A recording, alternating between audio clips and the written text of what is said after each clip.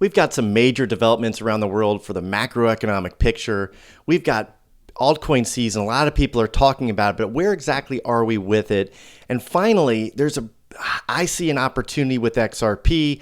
I'll show you what I did, and I'll show you exactly where I think XRP is going in the near term. So we've got a big show today. So with that, remember, every single day in crypto is an adventure. If you're a Bitcoin holder, if you're an XRP holder, if you're an altcoin holder, this is going to be a show to watch. So with that, remember, the subscription button is down below somewhere. So go ahead and hit that. I'd really appreciate it. If you find any value in this today whatsoever, hit the like button. And so first off, we're going to talk about the major narrative from the weekend, which really is talking about the US-China trade talks. As you know, the trade talks and the tariff talks have pretty much set the complete narrative for the entire world over the last month or so. And here is some big developments from the weekend. Let's take a quick look at it. Story. It's all about the art of the deal. The Trump administration has announced a trade deal has been reached with China. This comes after the president hailed the great progress made during yesterday and today's meetings in Switzerland. Treasury Secretary Scott Bessent and Trade Representative Jamieson Greer detailed the negotiations earlier today. We made substantial progress between the United States and China in the very important trade talks. We will be giving details tomorrow, but I can tell you that the talks were productive. The president declared a national emergency and imposed tariffs, and we're confident that the deal we struck with our Chinese partners will help us to work toward resolving that national emergency. So here's what we know so far. We know that there's a rollback of about 115% of the tariffs for 90 days. And so that would put the United States, that would put the United States with a 30% tariff on Chinese goods and the China with a 10% tariff on US goods. So we've kind of flipped the script on that one. We have 3 times more tariffs on them than they have on us at this point, which bodes well for American production and trying to balance out that trade deficit. What it does in the long term, not quite sure yet. And that's the word I've had. If you've heard something different, put it down below. That is what I have heard so far from the statements that they've put out. So the macroeconomic picture on trades is looking like it's going to be resolved. I know China wants to make a deal, and I'm sure we want to make a deal too. The reality is they send us 5 times more goods than we send them. They had more to stand to lose. Someone estimated as high as 20 million jobs in China had the trade deficit continued. That's not great for a country that's, it could be argued or is in economic turmoil. They've been printing money like crazy. Now, this is not supposed to be a biased or partisan debate here. These are just what I've seen out there. So all in all, for crypto, it's been good. Over the weekend, we touched up 105, 106, pressing up against 106 on Bitcoin. But the other major macroeconomic picture out there is what's going on with the peace talks in Russia and Ukraine. So in Russia and Ukraine, Zelensky and Putin are scheduled or possibly meeting in Turkey. Zelensky keeps putting these more additives on it. It's very unbalanced what's going on there. So I don't know if the actual trade talks are going to happen or if there's just going to be some more flexing. But, he's saying they want an unconditional 30-day ceasefire. But again, this news has kind of sunk into the background. I know it's important. I know there's humanitarian efforts involved. But as far as Bitcoin goes and cryptos goes, I just don't see it having a huge impact. And I could be wrong. I just don't think it's the leading narrative right now. But it's still important news worldwide. Obviously, people would love to see, the killing stop. Now, all that being said, Bitcoin, we were up in this ascending channel in the Bitcoin dominance. It just became, people were selling alts and it seemingly buying Bitcoin because even though the price of Bitcoin has been rising, the price of alts have been falling, but the total market cap of crypto really wasn't increasing that much. So I can deduce that people were selling altcoins and buying Bitcoin, and that was going through until we had about, 65 and change percent Bitcoin dominance. 65% of the total market of crypto was Bitcoin. That's huge. But then you saw a sharp drop off and then, it continues to fall. But we're still not in that zone. If you look at the zone, this are right around the 50% mark. We've got a long way to go until we're 50. That's not even 50. That's 57. So we've got a long way to go until we're in the zone where that's not where I want that to be. Again, a long way to go before we're in that zone where it really makes sense. And it's down here. I'm having a problem. Here it goes. I already had it. 50% is way down here. And, that's when you really start to see altcoin season. We're out of Bitcoin season, according to CoinMarketCap. Some great tools on this website. They're not a sponsor or anything like that. But they do have some great tools. Look, we're at 34, to get to Bitcoin, to altcoin season, which we haven't been at in a very long time. I mean, this has got to be up in the 75 range for it to be true altcoin season and altcoin pumping. But we're heading there in a positive way. You look at total market cap, it continues to rise. And we're pushing up against, if you look at the 1-year chart on this, the total market cap almost reached 4 trillion, 3.7 trillion, right? 3.71 trillion. We're down here at 3.36 trillion. So still have a ways to go before we, eclipse the all-time market cap. If you look at trends, also, I look at Bitcoin, XRP, Ethereum. It's funny. XRP has a very strong community. Very strong, lots of news. Brad Garlinghouse, as a CEO, is getting his company maximum exposure to do the things that they want to do and get, community sentiment to push their congressman or whoever they got to write to. But XRP has very strong. If you look just here in the last couple of weeks, that's of May, you're starting to see an uptick in interest, right? Since the end of April, beginning of May, you're seeing an uptick in interest. Nowhere near where we were in November, November, December range after elections and, talk of SEC and Ripple and all these things. But we're still coming up in a positive direction. So, when you see a Bitcoin eclipse its all-time high, which inevitably, I shouldn't say inevitably, realistically, I believe Bitcoin is going to exceed its all-time high. And once it does, media is going to be talking about Bitcoin reaches all-time high. There's going to be a FOMO. People are going to want to FOMO into Bitcoin. People buy high and they sell low. Unfortunately, that's human nature. That's what creates markets, is the push and pull between bulls and bears and retail and institutions.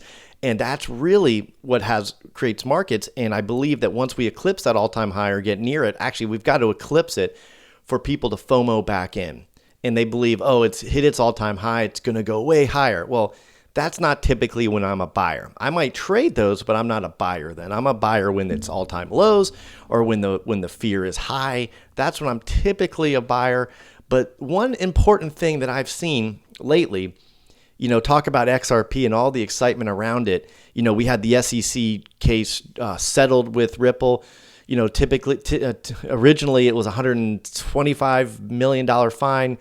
They paid it, then they reduced it to a $50 million fine. So they're going to get a $75 million rebate, so to speak, of their own money. So it is their money that they're getting back from the government, Treasury, probably it's held. And so that's going to, obviously that's nice, but they just paid, billions of dollars for Leaders Road. So they have money, they have cash. They're going to have a little more cash now too. But if you look at where XRP is, let's take a look at this on the grand scale, because I told you I was going to tell you exactly what my strategy with XRP is, and I'll show you what I'm doing. But if you look at, let's do two things. Let's just do a quick Fibonacci from the all-time, or the January high. Let's go January high. Let's go all the way down to the April low. Let's go to the April low. As you can see, yeah, okay. So look, as you can see, we were messing around in this area. We're now in we're about to be in the golden zone. But here's one thing. If you believe in the actual the true golden number for the Fibonacci, the 1618, that puts it at a $4.50-ish range. If this should continue to pump, look, if we see this pump through, that golden range, the true golden era, like what you're looking for, obviously it can go higher, and we saw it go higher in the past. But right here, this is a realistic pump in the near term. Now, this is not financial advice. I'm not your financial advisor. These are the targets I'm looking at. If we can get through to this golden zone here, to the 50 to the 618, and push through there, it could go up significantly. We had a 338, 336 on the recent near-term high. And, we've charted a course. But look, if you just look at this triangle that's set up, again, if you go through to here, you could draw this back. Oh, let's just draw this to where it, we could see some further consolidations before we get up there. And there could be a retracement back down. Never forget, we could go back to this other zone here. But that all being said, it looks pretty ripe for a breakout, because if you also look at this other downward trend, we had a breakout of the signals we were in before. So this breakout zone right here is showing some strength. And if we can continue to hear good economic news, if we can continue to hear Garlinghouse and the advancements they made in different systems, in different banks, it's very possible that we could see a pump up to the 4.4 range, 4.45 to the 1.618 Fibonacci zone. And that would be cool. Okay, so what am I doing about it? I have some trades on, nothing huge. To be fair, I am a big bag holder of XRP. It's one of my biggest holdings in crypto. I have Bitcoin, XRP, Solana. I have some of Ethereum, and SUI. I have a fair amount of SUI, and it's been performing very well. I'm not talking about SUI so much today, but we're in the 420, 425 zone. Remember, we were up in the fives, and we came down to like 177, I believe. So SUI has done a phenomenal run up. But XRP, I still believe in XRP's utility. And when we see more of the talks of utility, I think you're going to see XRP pump, because it doesn't have, most of the sentiment against XRP as far as, I can't think of the word, as far as the persecution of XRP by the SEC. Most of it's clear sailing at this point. So it's really a function of, is the utility there? Are the projects going to be announced? Are the ETFs going to get approved? And if these things happen, you have the perfect environment for it to pump. Now, past performance isn't indicative of future results, and we know that this is not financial advice. But that being said, that's what I'm doing. I did put on let me see if I can conjure this real quick for you.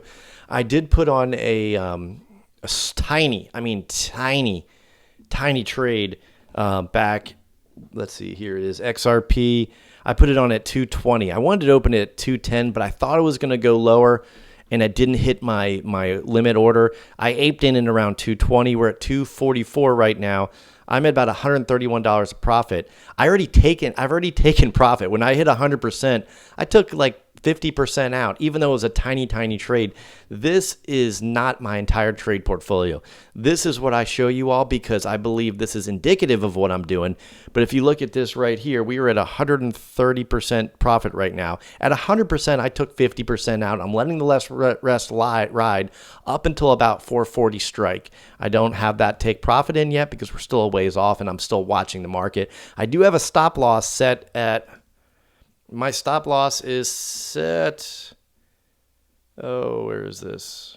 Stop loss is set at 198. So it was below this mark right here, well below where we are now and where we've been trading. This is the 1 minute. If you look at the 1 day, you're going to see this significantly different.